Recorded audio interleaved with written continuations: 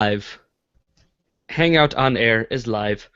Welcome to another episode of the Super Movie Studies Podcast, a community of superhero movie fans, teachers, and students, people looking to discover more about superheroes and the world because both are awesome. I'm your comic cultured host, Michael Maurer, joined by the movie maestro, James Geller Houtsma. the scientific scholar, Ben Anderson. and the man with a title in his name. Twitter Tom. Hey, hey! SMSP is your premier movie discussion podcast. Every week, we continue our journey exploring our favorite subject, superhero movies. Every fan sees the movies differently, so we gather some amateur experts to discuss certain aspects of the movie. Whether it's money, comic books, music, science, or questions, SMSP talks about it all in this week's episode. April 6, 2016 Mailbag. And yeah, there will be spoilers. Way to pinch that out, Skylar. April 16. It's a mailbag episode, guys. We haven't done one in a while. No, it's all good. You guys don't need to have your mics muted, with the exception of Tom, unfortunately, because you have feedback coming from yours. Damn it. Because it's just going to be a casual workaround. Yep. That being said, let's get some quick announcement out of the way. We want to give a shout out. Let's get our legally binding shout out of the way to bensound.com for providing us with our theme for free, and that you don't sue us because we're giving you full recognition for your theme.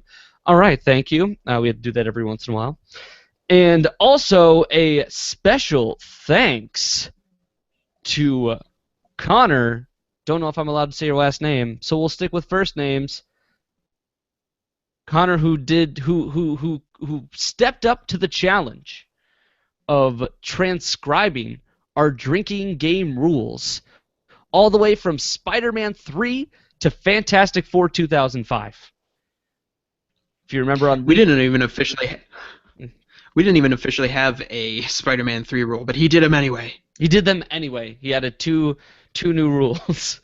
Take a shot for every time someone cries, and then take 5 shots when Tobey Maguire is ugly crying. If you remember on our Leap Day Sabbath episode where we weren't fully prepped for anything, we announced all these extra fun things you could do and give yourself a chance to, get on the show and feel like you're really a part of the podcast. It's not that hard to step in and, become a part of this fun little project we're doing.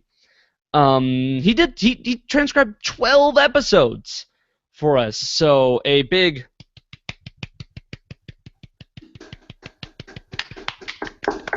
Woo! a cascading And hey, clap. That's going to sound and hey, really guess what? We're ugly giving when him you go to stuff. edit. Yes, he has requested to appear on the Flash Season 1 episode, so we have a spot reserved for you, buddy. That's according to the current schedule I have right now. We are recording that in the future and planning to air it on June. What's after the future? Also in the future. Yes, we're planning to air it around June 20th. So I've got the schedule as far out as July. Which kind of shows what kind of a Type A personality I am. But it is always subject to change. We can always move things around. But all right. And so let's get to the meat of the show, the mailbag. Twitter Tom is going to be our moderator today. He's going to be delivering us some questions we've received from fans via personally or Twitter. So, without further ado, take it away, Mr. Tomold. All right. This first question, who's been on the show before, and he asked, Ben, who is your favorite physicist and why? See, this is a good question because when I majored in physics in college, and it kind of turned me into a borderline alcoholic. So I don't have a favorite physicist because I think they're all awful people. So I will go with Carl Friedrich Gauss, because he was more of a mathematician. He had a lot of really important students, including Sophie Germain. He was huge in number theory and algebra, which are like my two loves. So I would go with Gauss or Faraday, because there was last time I was at trivia at the pub. He was the answer to one of the questions. I felt really good for knowing his name. Favoritism by association. Yep. I like how Grant asks you a physicist question when you're a mathematician. That's my favorite mathematician, and it probably is still Gauss. But I Okay. also might say Sophie Germain, which was one of her students, or she was one of his students, or British mathematician Andrew Wiles. Is it true that all physicists are raging alcoholics? No, some of us are borderline Oh, alcoholics. okay. Functioning. Big Kinda difference there. Big Right. difference. All right. The next question I got is from Alex Derimer. I'm not sure if I Dreamer. said that right. I should write these phonetically for you. Dreamer. Dreamer, like your dream on, dream Oh, weaver. Yeah. That's really good. Can you keep singing? No. All right, Michael. Somehow Did you ever always cheat slip on me back when in we the were song. together? Say that again. Michael, did you ever cheat on me when we were together? Dreamer, dreamer. Why you gotta air out our dirty laundry in front of the public? Come on. Let's just keep that under the covers. The answer is yes. Yes. It was. Michael. I just want to be open with him. You know, the relationship is going nowhere. This is a man that doesn't like superheroes. So, I mean, his favorite movie is Catwoman. Oh, It's a deal breaker, you know? And that's no excuse. you move on after that point. And So the if thing, this was The Bachelor, he would not get a rose. absolutely, I mean, that's the thing. The flesh wanted it, but I mean, the mind was saying no the whole time. All right, we're Although, done with. to be fair, on The Bachelor, like The Bachelor sleeps with like everybody, so maybe not the best analogy. Or maybe it It's is actually the after that. perfect analogy. You obviously were not listening to what we were talking about because I'm a man slut. Anyway, enough of that one-man act play. Probably more to another relevant question.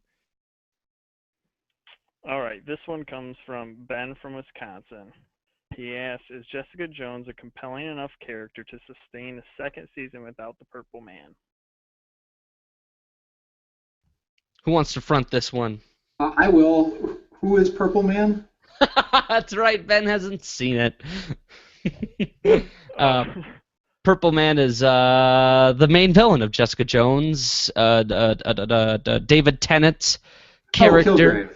Yes, Kilgrave is his name in the show. They never call him directly the Purple Man. Yeah, because that would be silly. Well, he just always wears purple. I actually hadn't noticed that. Mm. I thought it was more of like a dark blue. Oh, well, And you're he's colorblind. batshit I'm actually crazy. not colorblind. All right, let's answer the question. So Skylar has his hand raised and really wanting to get at this, put his teeth in this one. Right. What else am I doing? Otherwise, Jessica Jones is a compelling enough character to front her own show, as we've seen just from the performance of Kristen Ritter and the writing of the character.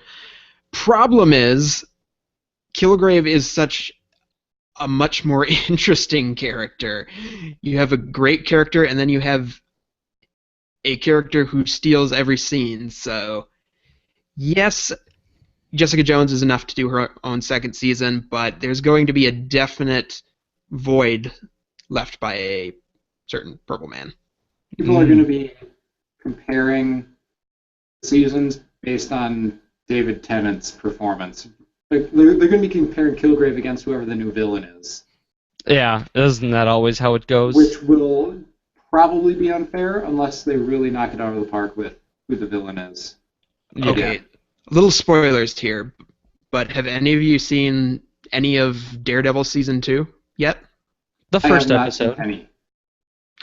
Okay, well, if you've, you know, Daredevil season 2 doesn't quite have like the big Fisk villain to it, and it shows really. There is a void left in that show, and really the if Jessica Jones was going to do a season 2 as well, probably what they would have to do is a more character anti-hero approach that Daredevil season 2 does instead of the big bad.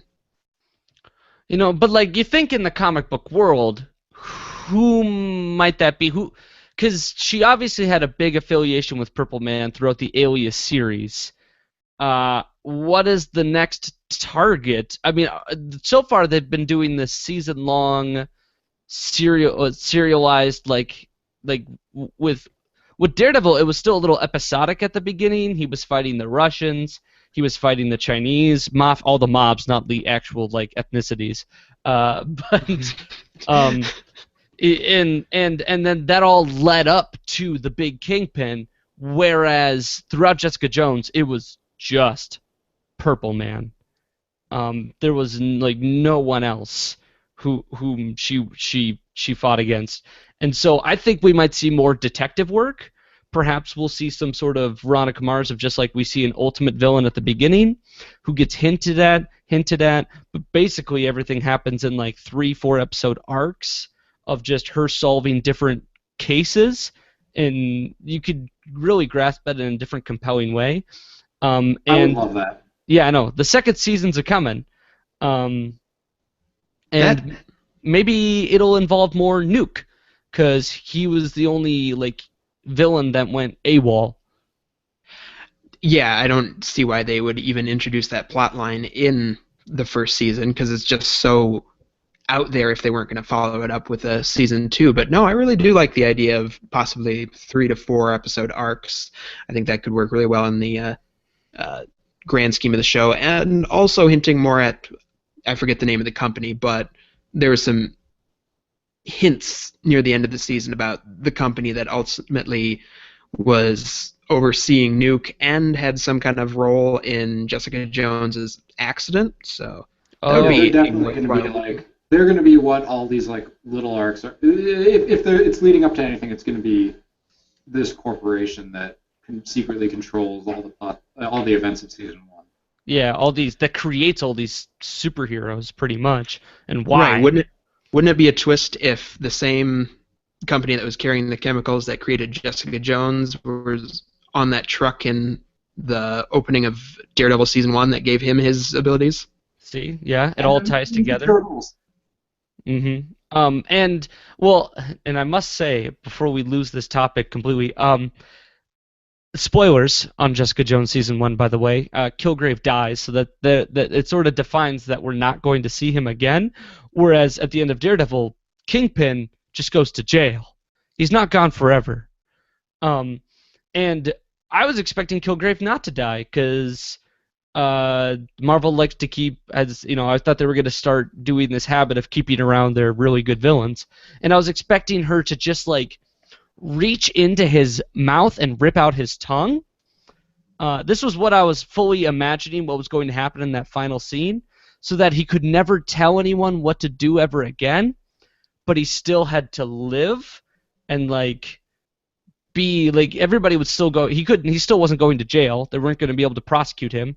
Probably, I don't think all that recordings got destroyed, but he still had to like be a person.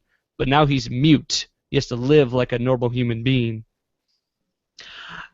I will say one of the most exciting developments of the Marvel Netflix universe is that going forward, there may be some elements of characters who, could die or have died or whatnot, not entirely being gone. I won't say anything more than that, but Ugh, whatever. I'm doors sick. doors are being opened. I'm sick of Lazarus Pits. Kill him. Leave him alone. At least for like a good 4 years. Everything reboots within 2 nowadays, and it's just like, there's no consequences to anything. Oh. That's true. Also on Jessica Jones, I'd like to say something. I don't know if Luke Cage is going to be in the second season or not, but if he is, they can dwell on that, and they can also dwell on Hellcat, Rachel Taylor's character too. I think, because you got a hint of Hellcat at the end. Yeah, but So where's that that's my going? thoughts on it, anyways. I know, Well, I like, mean, she was a superhero in the comics. yeah, Wasn't she had, yeah, but she didn't have any superpowers, and so like she just became a superheroine because it was her fantasy, one of those types. So there's no like dramatic drive to get her to that point. So they're pretty much gonna do whatever the hell they want to get her to a point of vigilantism, if ever. I personally felt like that was going to be a lead-in to more of the Defenders than anything. Jessica Jones season 2. Yeah, probably. Yeah, that's a good point. All right, we ready for the next question? Yeah. Hit it. All right. What do you guys think about doing what you do with superhero movies, but with video games?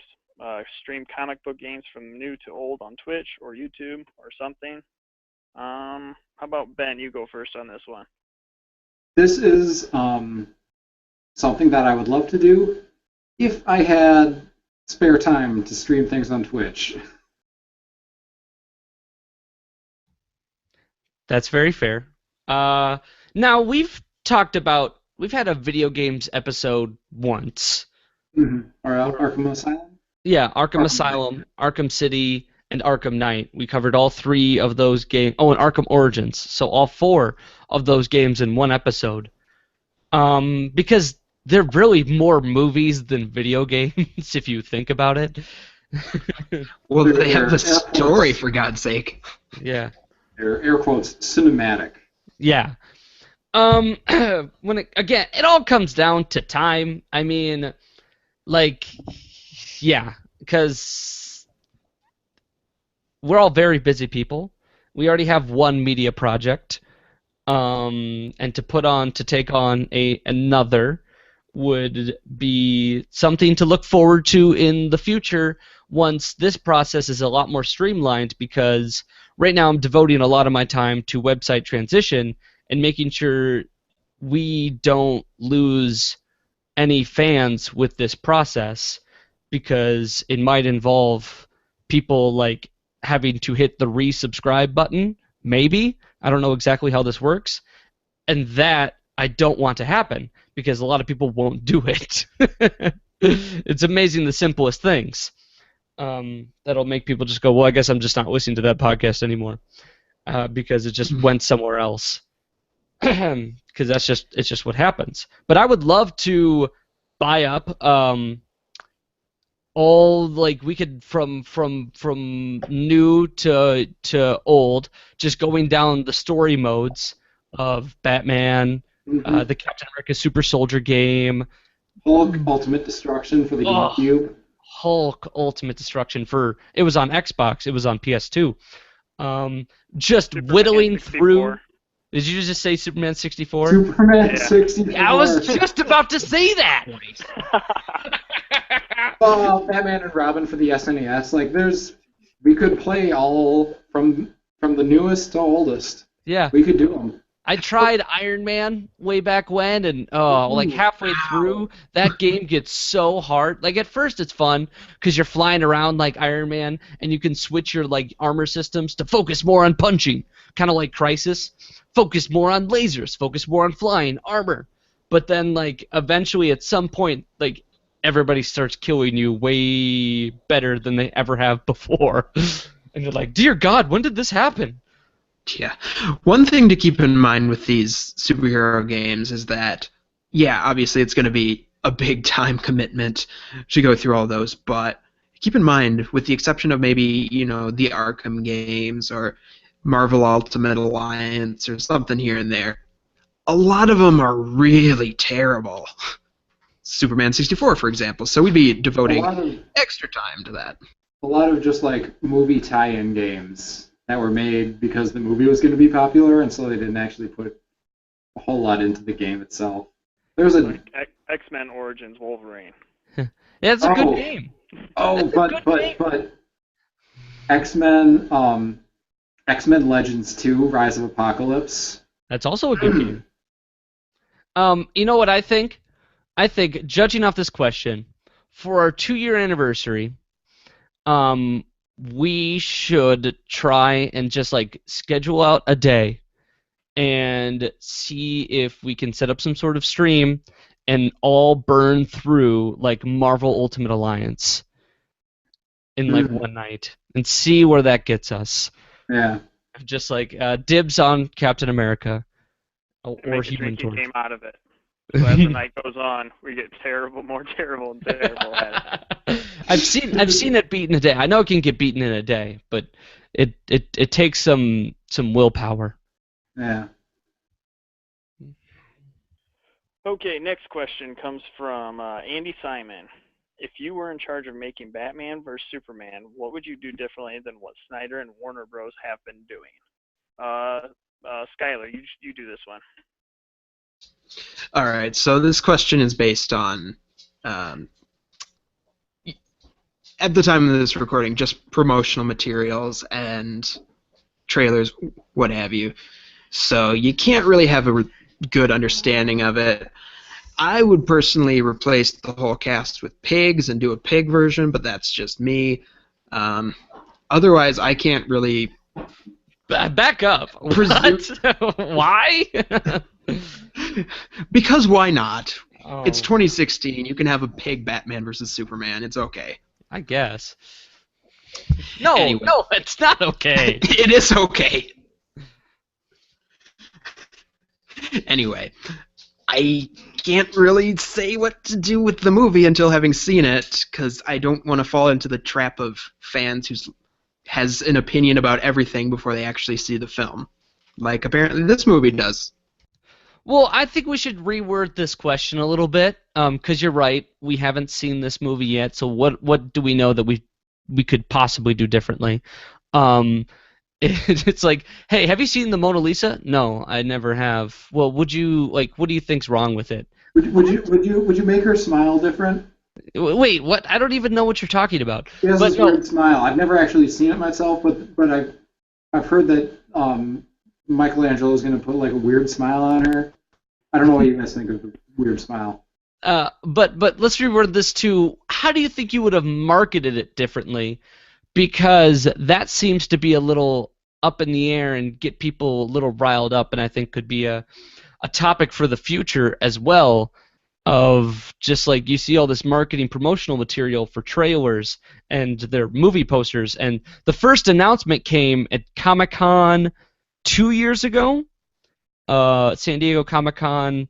Henry Lennox, I believe, the guy who plays the Sergeant Commander in Man of Steel, read a line, that famous line from The Dark Knight Returns of, in all your private moments, I want you to remember this, the man who had his hand around your throat. And like the crowd went wild because they knew what they were announcing then, because then the big symbol came up on the screen. But since then, we've gotten these trailers, right? And do you think trailers are revealing too much? I don't know.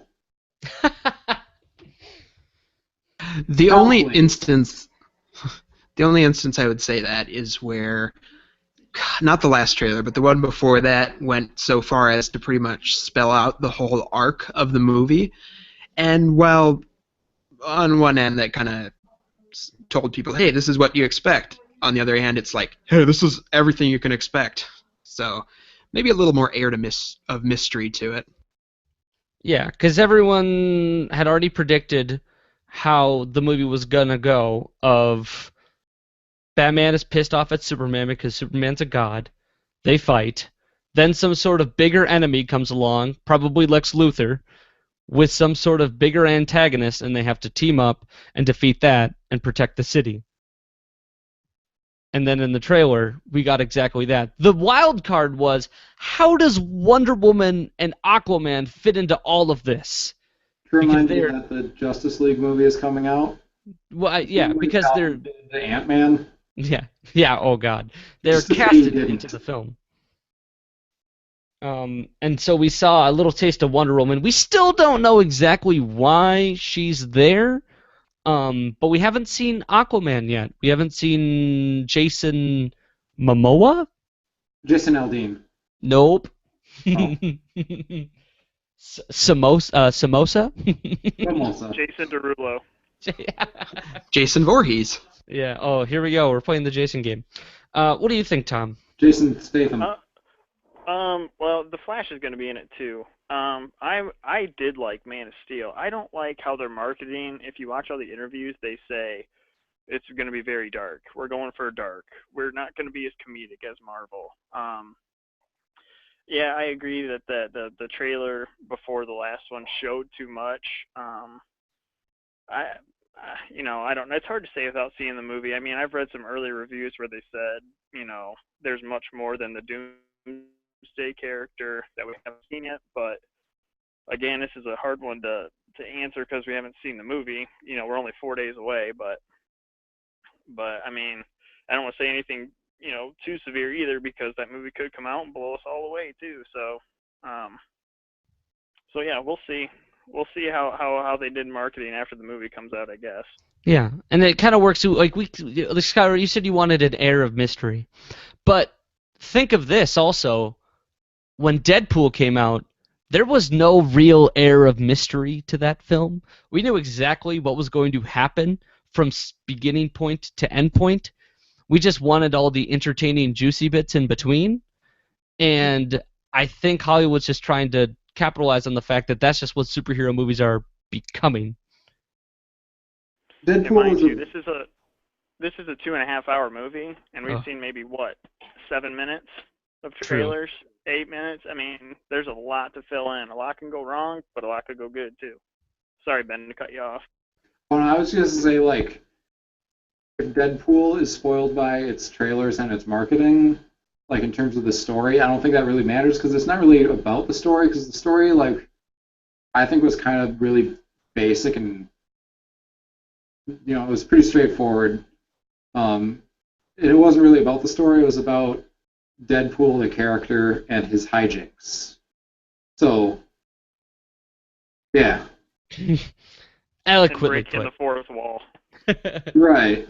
Isn't that right, listeners? By that same token, I think the thing that's going to sell the movie is its tone, or just the fact that we're going into the theater to see two huge characters duke it out to some, I'm sure, ear-shattering music and splendid visuals. So, fantastic. Mm-hmm. That's a great question. The next one. What do you think the biggest comic book movie of 2016 will be? Rank the top 3, and we'll reflect later. And this comes from Ben from Wisconsin. And Mike, why don't you answer this one first? All right, Ben from Wisconsin. Sneak it in 2 questions.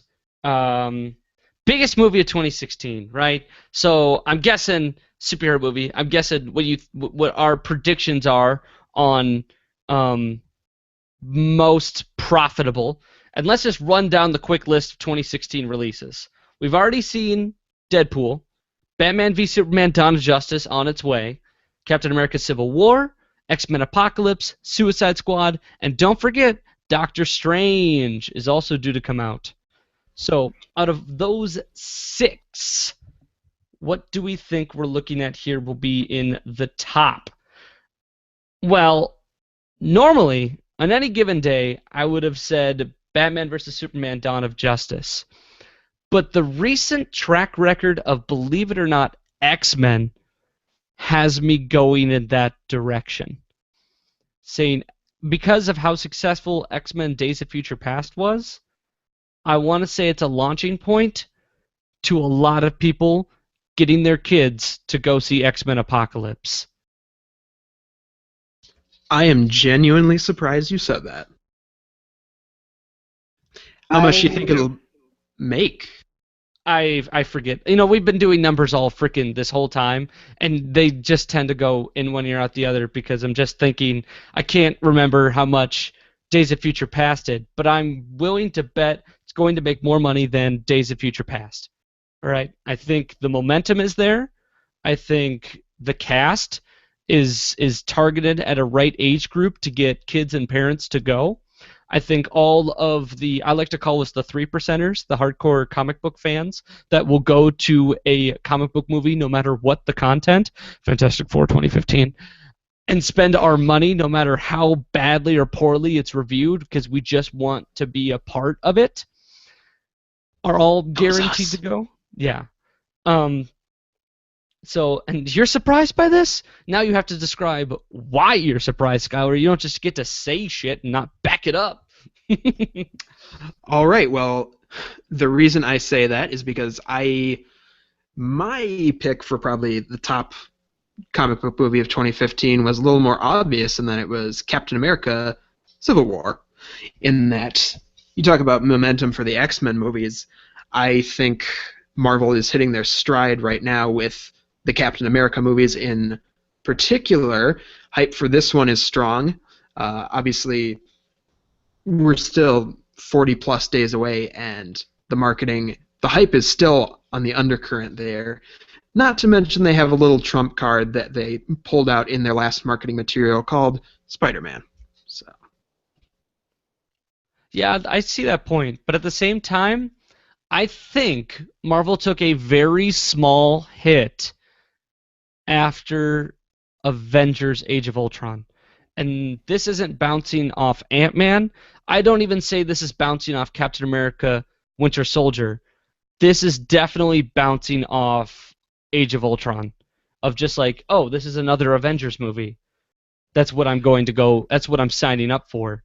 And I wasn't the biggest fan of the last Avengers movie, so I'm not going to go see this one, or I'm not going to make as more conscious of an effort to spend my money on it. But we that's go ahead.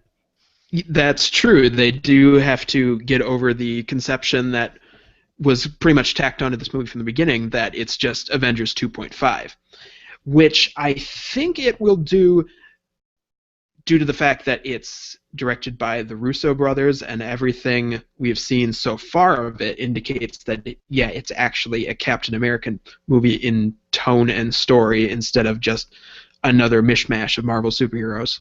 But before we say more, Ben, Tom, I want to hear what you think. Um, Let me think. We've been talking Well, this whole time. How have you okay. not taken this moment to think? Because I've been listening to you guys. Um, Let me think. Okay, so as less of a comic book person than the rest of you guys, I'm probably more in touch with the common man's cinematic tastes and preferences. So I'm going to go with also X-Men Apocalypse for comic book movie of the year. Just because I've had Marvel fatigue with Age of Ultron, with Ant-Man. Like I'm not interested in seeing another Marvel movie, even if it's gonna be good, even if I like the Winter Soldier. And I just can't get excited about the marketing because I'm like, yeah, but Age of Ultron looked cool. Ant-Man looked like, oh man, this is gonna be cool. But X-Men Days of Future Past was real good. X-Men First Class was pretty good. Um, the Wolverine was fine. So Not really I'm affiliated. legitimately X-Men Apocalypse being the only film, really, comic book film that I'm legitimately excited about for the next year. Probably that top. Um, And yeah. Twitter Tom. I'm most excited for Civil War. Uh, I was more excited for Batman vs Superman until the last two trailers for Civil War came out. Mm. I mean, those were just great. And like what Skylar said, it's the Russo brothers, and they made Winter Soldier, which is one of the best, one of the top five comic book movies of all time, in my opinion. And they coined Winter Soldier as a political thriller, and they're coining this one as a psychological thriller, which makes me even more excited. Um, yeah, it's got the bad hype of being Avengers 2.5. But if you think when Age of Ultron came out, they showed you couldn't turn on the TV without seeing a trailer for Avengers Age of Ultron, and you pretty much could put the whole movie together from all those trailers. And I think and I hope they're learning from their mistakes of that movie because, we're 40 days away and we only have two trailers out for it. So, and the good thing about Civil War is we have 8 years of history leading up to this point. So the people who are invested want to see how this is going to turn out and want to go see the theater and see how it's all gonna play and what it's gonna set up for future of the Marvel movies. So yeah, so it was Batman vs Superman until these two Civil War trailers came out. All right. Now just thinking your guess of these were guesses for what do you think would be the most profitable? Um, but I have to say we haven't even mentioned like Doctor Strange or Suicide Squad even in the running. But like I am very, very interested in the prospects of Suicide Squad. I think that's going to be just like the biggest toss up of what the hell kind of film is that even going to be? I just want to address that point real quickly. I think that open question of what the hell is this is why it's not. I'm predicting it's not going to do very well because no one knows what the hell it is. Moviegoers, the average moviegoers want stuff that's familiar. That's why they're going to see Batman, Superman, X-Men, Captain America because they know those characters already. Suicide Squad is like, what the hell? Doctor Strange is like, who the hell? Yeah, but I mean, look at Deadpool. The common moviegoer is not familiar with Deadpool, but it was kind of a runaway hit in its parameters. Yeah. I think. Oh, sorry, Tom. I think Suicide Squad is going to either crash and burn and be the deciding factor in whether DC can do these really filmmaker-led movies, whereas Marvel kind of reins their directors and writers into the same kind of cabal. Suicide Squad is really out there in that. It's letting David Ayer be really strange, and it's either going to work well or it's going to find out that, oh, this doesn't mesh well. What I was gonna say is you got to keep in mind Suicide Squad's not coming out till August, so it's kind of shocking we've already seen a couple trailers for it.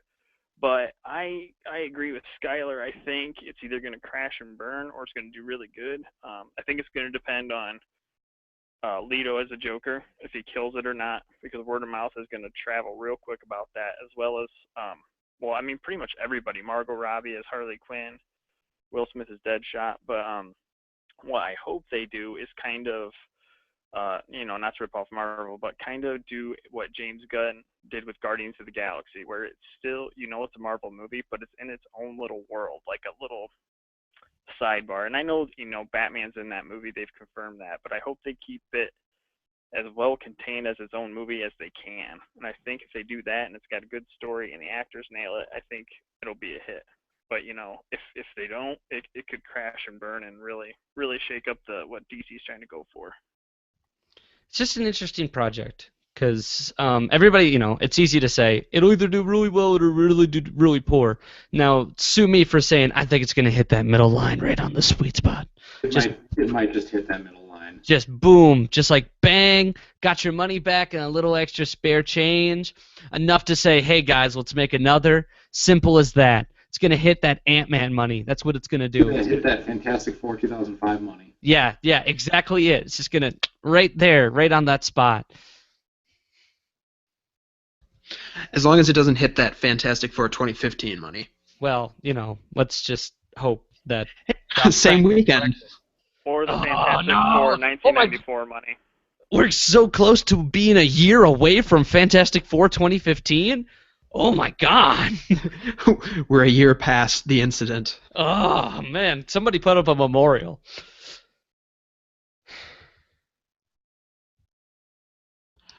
All right, last question. Oh, sorry. Did you want to say something, Skylar?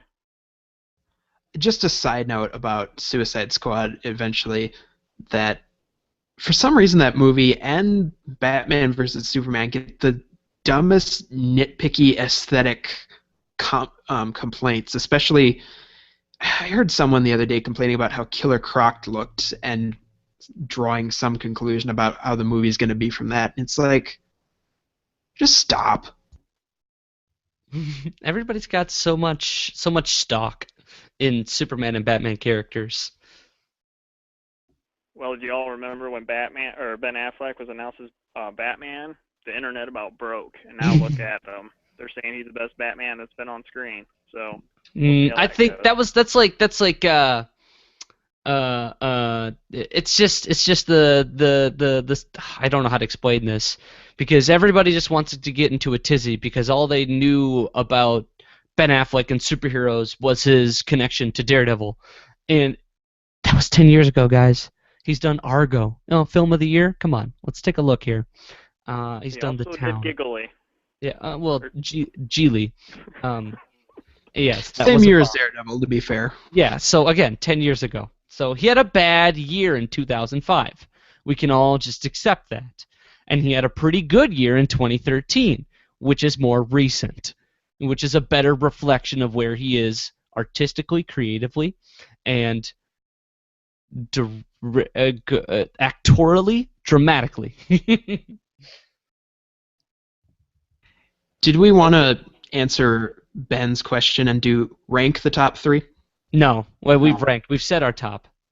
It's 3 out of 6. I mean, whatever. Hey, We what know- other we- what we- other year would we be able to talk about 6 comic book movies? It's true, but just commit tier 1. Commit to who's the most profitable, and we'll see. We'll revisit at Gear's End. We've got 2 for X-Men Apocalypse, and we've got 2 for Marvel or Captain America Civil War. Nobody has vouched that Batman and Superman is a lock for the top spot, which surprised me. Out of all 4 of us, not a single person said that's definitely it. And Deadpool kind There's of too much hate going into it. I know. I guess people are just too up their own butts. I'm gonna see it. I'm probably gonna see it twice. I mean, I don't even care. Yeah. Okay, last question comes from Aaron Backman. Describe each of your first kisses vividly. And Skylar, you can start with this one. Yes. All right. All right. We're getting personal. Take us to a journey. It was a rainy April afternoon in Ooh. a car. Oh, it's like a Harlequin novel. I'm digging it. I know. I sold enough of those at the bookstore to know. Okay.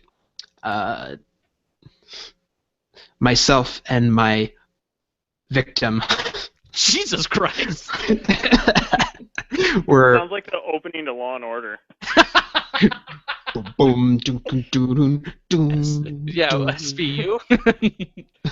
Someone keep it going in the background. No, you're on your own, Okay. buddy. All right. Anyway, it was very rushed in that we were. Thank you. It was very rushed in that we were feeling the need to express ourselves before anyone saw us, or we had to rejoin a group or anything. Vividly. I don't think you just know the meaning of the Wah, word. wah, wah, wah. Oh, we're getting personable here. Everybody's sharing. Oh, you get to popcorn somebody.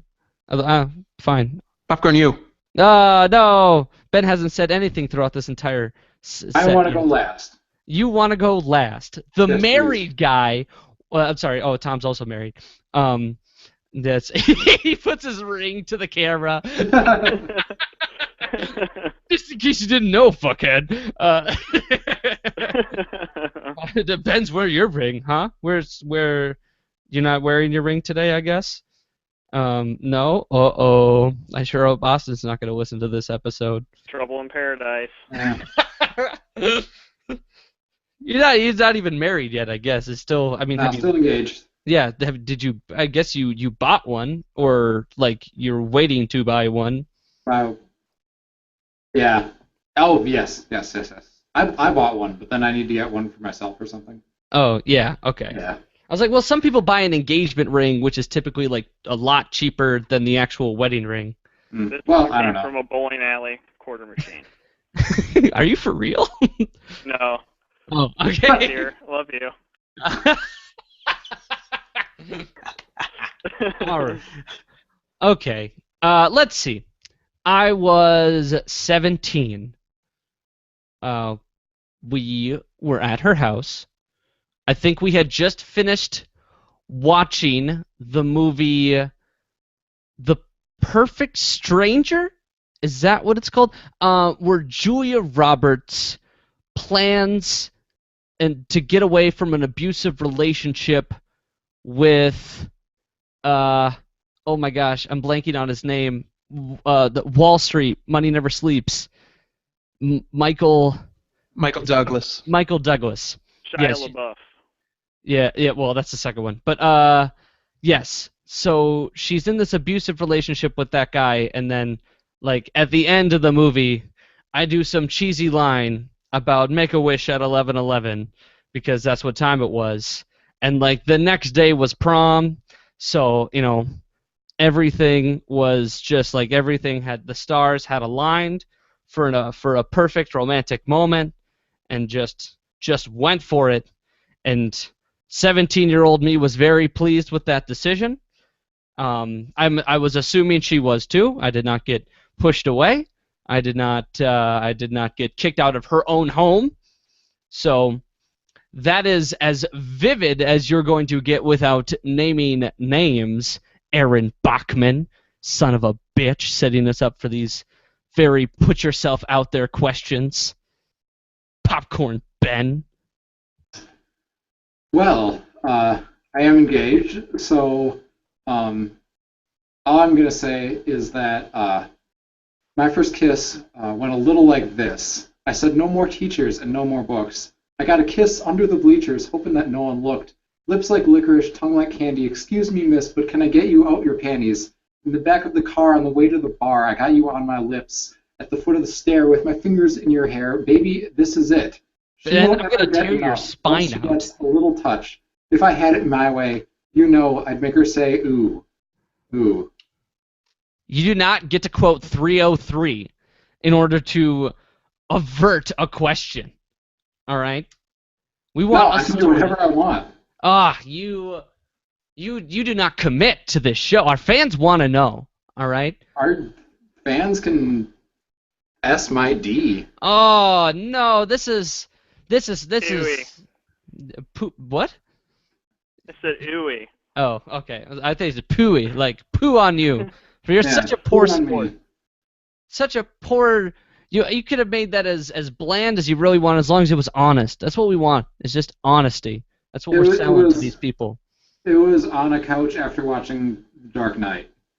There you go. All right. That's all the detail I'm willing to give. The least comic book nerdy guy was the only one. I don't know about you, Tom, but the only one who managed to do the first virginal lean-in after watching a comic book Sorry, movie. what did you just call it? I don't Original lean in?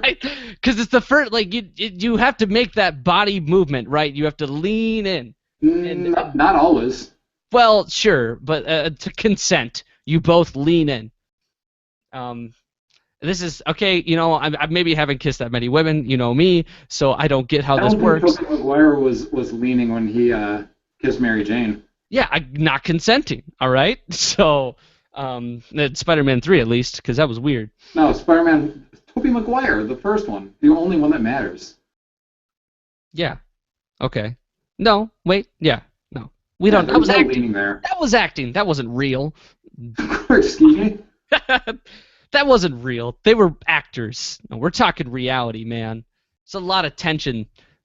Look at the whatever. I'm done talking to you about Oh, this. I'm sure there was a lot of tension. I'm digging myself a hole here. I can tell. I'm digging myself a hole for the past 3 minutes. Tom, you're more than welcome to answer the question if you wish, but you are not bound by SMSP protocol to answer such a question. Oh, I'll answer it for the fans. But I'm gonna put a little asterisk on it. I'm gonna do the first kiss with my wife. Oh, that counts. So my wife's name is Kate. We grew up together pretty much, but I finally got her to date me about 5 years ago. I just wore her down.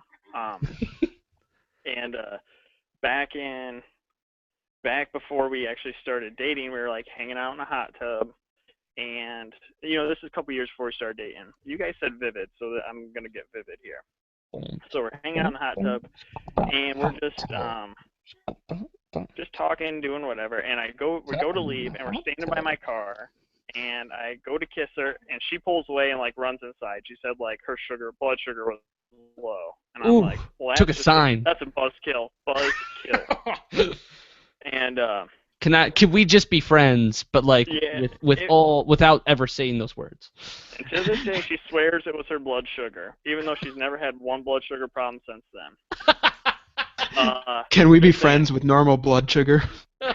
Can we be friends with no benefits? So about 5 years ago, we started dating, and it was kind of like that weird. She didn't want to date me because she didn't want to lose our friendship, all that fun stuff. So sounds uber fun. Oh yeah, it was so fun for a guy, and so we're like, well, let's give it a shot. So we gave it a shot, and she came over to my apartment, which was on Bel Air Avenue. I was the first Prince of Bel Air apartments. Very nice. So I had that going for me, and did she come in a cab, and you tell him to smell you later? Yeah, and I was dressed as Uncle Phil. Too soon? No. So she comes to my house, and she likes the TV show Sex and the City, and the movie Sex and the City 2 came out. So I was like, well, I'll be nice, and I'll buy it for her. Totally expecting a kiss out of it. Ooh. So I bought her the movie. Because you should expect things from gifts. You're welcome.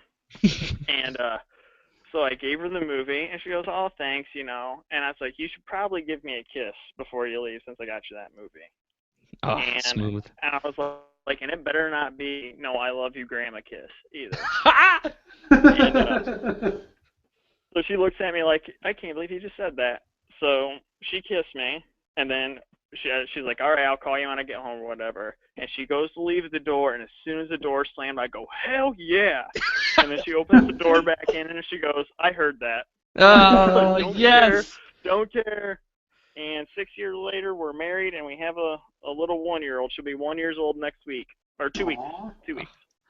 Wow. I'm so glad you went last, Tom. That was a perfect little just encapsulation of all of our hesitancy, and you just dive right into it. Aaron said vivid, so you're welcome. That was detailed and compelling. You should write a book about that. Yeah. That one instance. Yeah. My wife will be the only one to buy it. Because I will charge her for it. How dare you? I will charge her for it. I'd buy 5 copies. I'd give every one of them. I'd hand that shit out on first dates. Like, this is how it's done. I don't know how it's done. This is how you get out of the friend zone. That's what I'm going to title the book. Oh, very nice. All right. That title alone is a New York Times bestseller. So that's all our questions for this week's mailbag. A couple 2 announcements to get on our way before we close out with the outro. We hope you enjoyed this episode. First of all, gonna keep saying the same shit I've been saying for the past couple of weeks about the website. This is our last episode before we do a spring break 2-week off. All right, for 2 weeks, you're not gonna get any episodes. All right, because I'm gonna devote, because instead of taking the time I normally do to edit the episodes together, I'm going to take the time to transfer everything from superheromovieclub.podbean.com to triopcop.com in a nice, orderly fashion as best I can, and hopefully things go over smoothly in this 2-week period, and we can start, getting more involved with you guys. You guys would have an easier, centralized avenue to contact us, to look at our content, instead of bouncing all around iTunes and Podbean and Stitcher and Twitter and all this, like, where do I go nonsense bullcrap. So that's where we want to put everything. The website is live right now, but it is not, I don't want to consider it live because it's still a playground for our web developer. He has been told to do whatever he wants for the sandbox. And after these next 2 weeks, that will not be so much the case. We will timid things down. That is the plan with the website, triopcop.com. That being said, also a quick announcement on the schedule. Like I said, spring break, 2-week break. So you're not going to get another episode until April 25th, and that's going to be Batman Begins. And then we're going to have May is the month of Agents of S.H.I.E.L.D. We're going to bring in probably Dr. Lauders and David Kleppe for Agents of S.H.I.E.L.D. Seasons 1 and 2. And then, of course, Batman v Superman, Dawn of Justice. Give everyone enough time to watch the movie and give the time enough to build up money stats so that we can report on it. We declare it the #1 comic book movie of 2016. Yeah, that we were so freaking wrong. I might change mine. Everyone loves Batman. Everyone knows Superman. Okay. We're going on how I really hope I'm wrong. If we're going by how familiar the characters are, I'd like to change my answer to Batman Superman. It's just, what do you think is going to make the most money out of your opinion, Ben? Finalize your answer now. It's Final going. answer: Batman versus Superman. Okay. 1 for Batman Superman, 1 for X-Men Apocalypse, and 2 for Civil War. None for Deadpool, because we've seen how that's laid out, and we think other movies can beat it. None for Doctor Strange, and definitely none for Suicide Squad. So, that's the current schedule for the 4 weeks following the 2-week break. We'll hopefully have the schedule on the website all the way as far as I've planned it out, which is currently till June 27th. That is how far the schedule is. And we'll give people a chance to just be like, well, I know a lot about Elektra, and I really want to be on that Elektra podcast. I'm going to email/tweet these guys. Can I really be on the Elektra podcast? That's the whole purpose of making the schedule public. And so that you can watch these movies or seasons of TV or play these video games or whatever, so that you don't get any spoilers when you listen to our episodes. But if there's nothing else from the squad... No? All right. Then that's going to wrap it up today, superfans.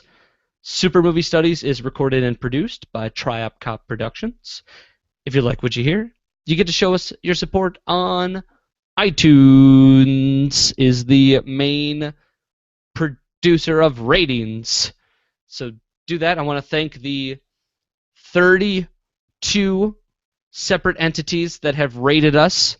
I know I always bash on the people who don't, but this time, thank you. So that includes all 4 of us here have all put in a rating, so let's go down to 28. 28 people that aren't involved with the show on a pretty regular basis. Thank you so much for taking the time out of your day to rate or review. And, yeah, do that if you haven't done it already, please. Thank you. It's my responsibility at this time to pimp the website, triopcop.com. But Michael already talked about a bunch of stuff on that, so I'm going to pimp my own shit. Follow me on Instagram, Benjamin Jack Anderson, all one word. Benjamin Jack Anderson. I post a lot of pictures of cats and craft beer and nerdy math stuff. And thank you to anyone who sent us questions via Twitter for this episode, and anyone who just interacts with us on Twitter in general. You can find us at Super M Studies. And keep it up. Yeah, because Twitter Tom's here. Yeah. Yay! Oh, Twitter Tom, would you like to pitch your daughter's birthday? Hand out your home address so that people can mail you presents for her 1 year. Yes, my daughter was born April 5th of last year after 28 hours of labor. And I know what you guys are all thinking. My back was killing sitting in that chair that whole time. So I'm okay. I'm okay. You poor thing. My wife, she ended up getting Bell's palsy because of pregnancy, but she's fine now. So yeah, she was an Easter baby last year.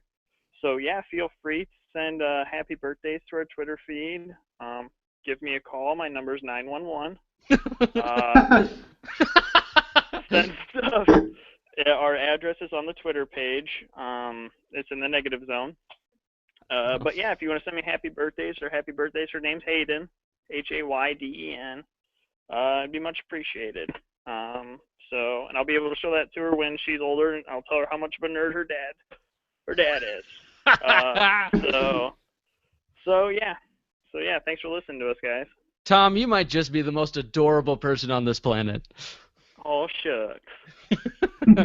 So that's going to do it today. I'm your host, Michael Maurer. James Scalar Houtsma. Ben Anderson. And Twitter Tom. And I hope you all have a super 3 weeks. Woo! Bye. Bye.